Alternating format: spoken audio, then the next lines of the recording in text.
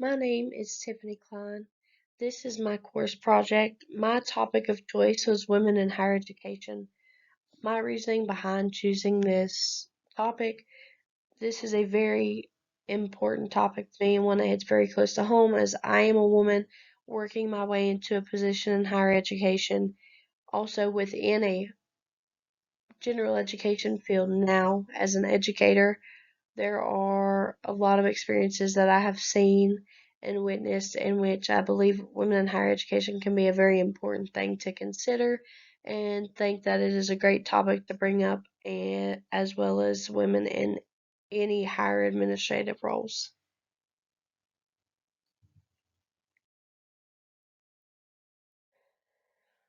The relevance of women in higher education, the existence of women in higher education is something that has become very significant, especially today with this society and the opportunity that women have to go out and work now.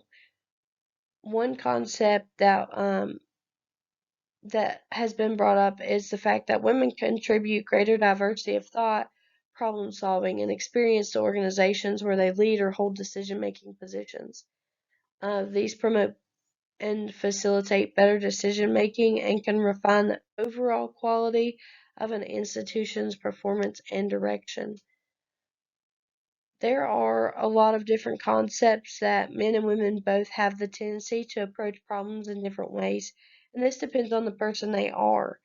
Um, there's another concept that's brought up that we talk about by studying under alongside a diverse group of people, students have more opportunities to become innovative thinkers.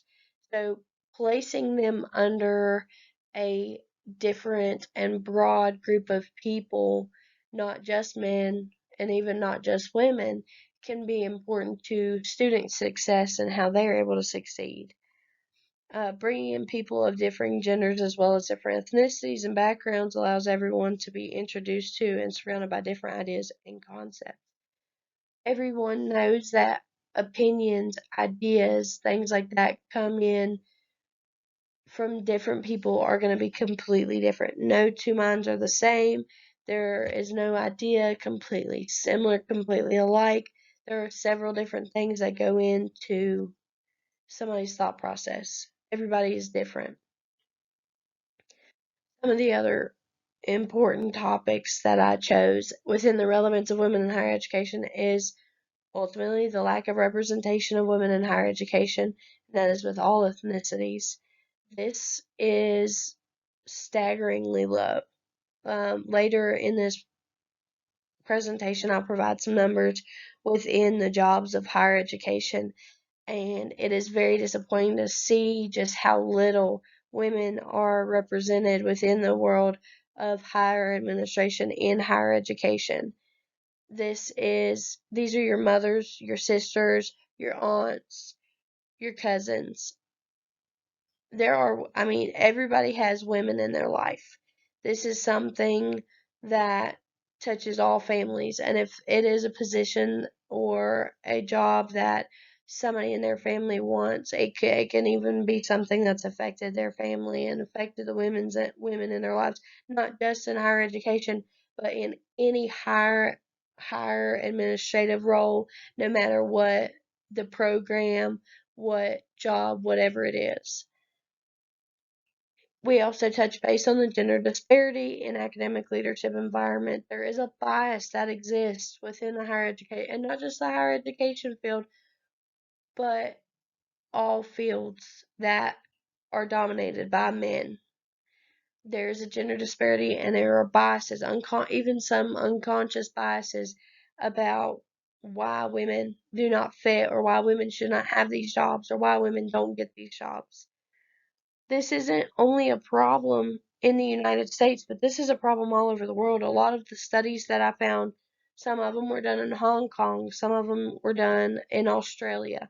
These are worldwide issues. These are not just something that's happening here. There is that gender disparity and all these biases all over the world.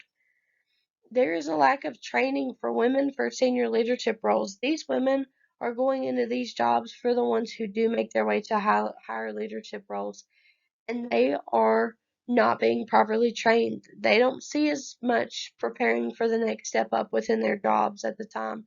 Their lower jobs do not take the time to provide that training. There's a lot of learning on the job for women in higher administrative positions. This is something that does hinder their abilities. So, that lack of training is a big thing for women in higher education. Women are being silenced. There are two different kinds of silence. That's another one that we will touch base in some later PowerPoints, but women are being silenced because of different factors within the higher education system, and not just higher education, but higher administrative positions in multiple settings. And finally, the role of women in higher education is an underestimated one. Talked a little bit about those differing opinions, those differing outlooks. Surrounding people with different people is such a big idea, just a great idea, because that gives them the opportunity to go out there and grow and discuss with people that they're working with. So the role of women is one that nobody is taking the time to talk about and say, hey, this needs to be more active, more present. We need to make sure that this is happening.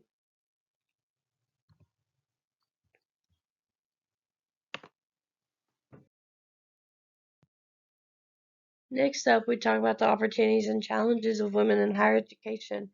Unfortunately, the challenges seem to weigh out the opportunities in this situation and in this topic. For the opportunities, women today are earning more degrees and higher degrees than men. There are numbers proving that there are more women earning master's and doctorate degrees over men. The chance to be there's a chance for these women to be role models for young girls, setting that example and showing them that we can do this, we can be a part of this, we can lead, we can be a part of these higher administration jobs.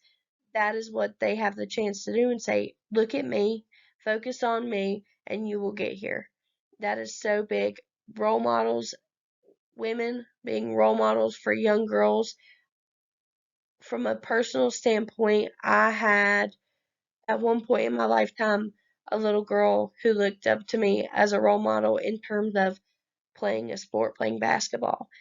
To this day, I still follow her basketball career. She's being looked at by several colleges. It is something that she gives me credit for, setting that example. That is something that I give her the credit for, because she's taken the time to say, hey, she could do it, so can I. I'm going to do this. My mind is set because I saw her do it, I can do it. And I firmly believe that having role models is such a big thing, because without those role models, we don't see representation. And without that representation, we don't believe that we can do it. Finally, making changes in the system of higher education. We have the opportunity to do that. We have the opportunity to make the mark and say, hey, women belong here. We belong here. This is something that we know and you know, and we're changing it. We're doing that. So this is a big opportunity that we have, and it's just a matter of women stepping up, stepping in, and going at it. Some of the challenges that women face first is making headway in their positions in higher education. That lack of training that I mentioned earlier in the presentation, that's a big deal. It is hard to make headway when you're not properly trained. And it seems like there was an example called a glass ceiling. We called it a glass ceiling. And although women in these roles can see these opportunities, they magically disappear before they get to them. It's something that they disappear before they have the chance to put in their job applications, or just magically don't make the cut. So this is something that women are being knocked down, and in some cases don't realize it. The next is women are much more likely to leave the world of higher education. A lot of times this does happen after having a child or other familial responsibilities changing and taking place. That is because there is a lack of understanding and a lack of saying, this, she can do both of these. This is not something that she has to leave for. But there is the problem of those biases, like mentioned earlier, that cause this issue and that cause the leaving, the misunderstanding, the biases. They feel singled out a lot of times by their male cohorts. These men single them out and don't listen to their ideas, which leads to women leaving. If you don't feel welcomed, you're going to leave. And a lot of times these women do not feel welcomed in their roles in their administrative positions because there are these male cliques and there are these male biases that exist. And not just necessarily males. There's even women with biases who don't believe that women should be in a higher administration role. So there are several things that go into women leaving the world of higher education. The next challenge that I mentioned is that women remain underrepresented in tenured and full professorships, which leads to lack of opportunities to advance to formal leadership. Everybody has a bit of a stepping stone when it comes to leadership. So without these full professorships or tenured tracks, there is less of a chance of women moving along the line and having the opportunity to step up. Because without these years of service and opportunities, they don't get the chance to move up and to advance into these formal leadership opportunities. There were some, and I'll touch base a little bit more on the numbers, but there are very few of the tenured faculty that's made up of women. That also goes on to even talk about the provost, the presidents, and the schools that have had female presidents. I will give the exact numbers here on the next slide, but they are staggeringly low. The next challenge that we talk about is interruptions in their research when they do obtain a leadership role.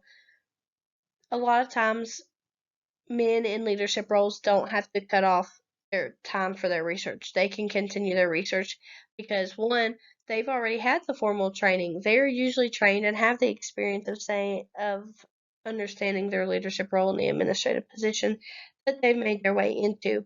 However, these women are being trained on the job. They don't know these positions yet because they've had to fight tooth and nail to get to them and have not been trained beforehand. So they are taking the time to learn this role, and all the while they cannot continue their research. So their research is being completely interrupted. The next challenge is biases about why a woman does not belong in leadership roles in higher education. There was a study done in Hong Kong in which male professors were asked why they don't believe that women make it in higher education leadership roles or why they don't think they should have these jobs. And a lot of them included she should be home taking care of the family. She has familial duties. She doesn't have the decision making skills of men, things like that. There is a bias that exists, believing that women are not cut out to be in administrative roles. They also, another thing that was brought up is the emotions and the emotional capability of women to make decisions. They assume because someone is a woman that everything is going to be emotionally based, that they're going to be angry, sad, upset.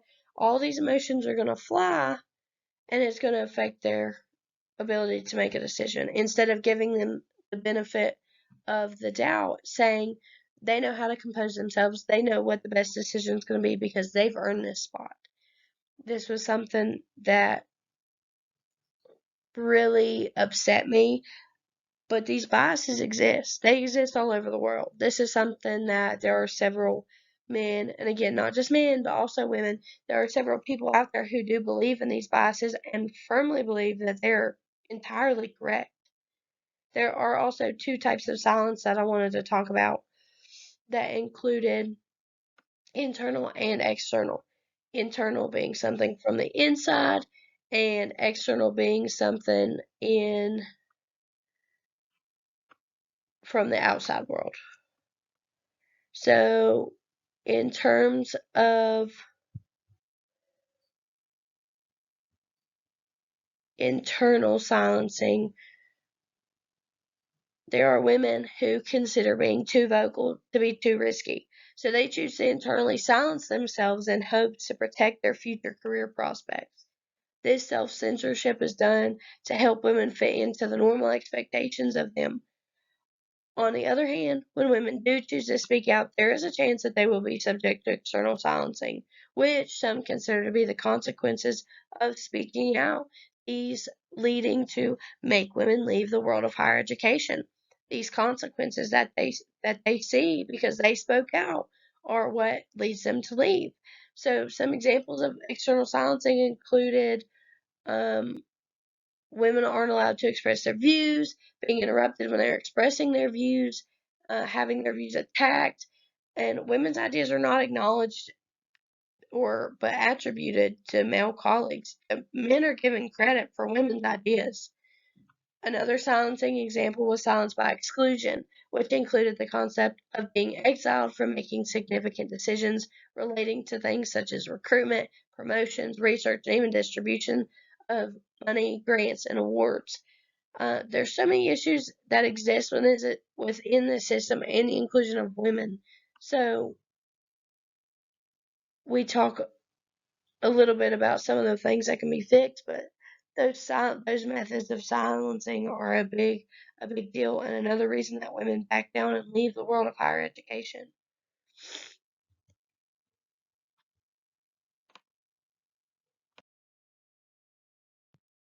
These were some of the numbers on women in higher education. So in terms of tenured faculty, 20%, and this is in the United States, so only 27% of tenured faculty positions that exist are taken by women, while 73% are men. In terms of provost, you have 38% of these positions are held by women, while 62% of these are held by men. Presidents, 22% are women, 78% are men. And finally, this last number, there is a very lacking. So 5% of schools in the United States have had 3 or more female presidents. However, 48% of schools in the United States have never had a woman president at all. They have never seen a woman president. They've never seen a woman in power in their school, top of the school. So this goes back to our lack of representation that exists. In conclusion, women in higher education are highly underrepresented. We can see that in our numbers. There's a lack of proper training for women in higher education roles, and that stems from early on jobs, tenured faculty positions, things like that. There's less of a chance for them to be trained and move up in their positions. There are biases that need to be changed. That is with men, women, everyone in the higher education realm. And finally, there are chances for great opportunities, but there are things that need to be reassessed, like the biases and how people handle women in higher education and in terms of training and other aspects in which women are disadvantaged. So there are several things that have to be reassessed and taken the time to consider.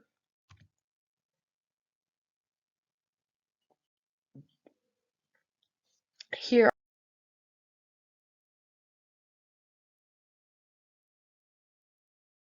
references. Thank you so much for joining me for my course project presentation.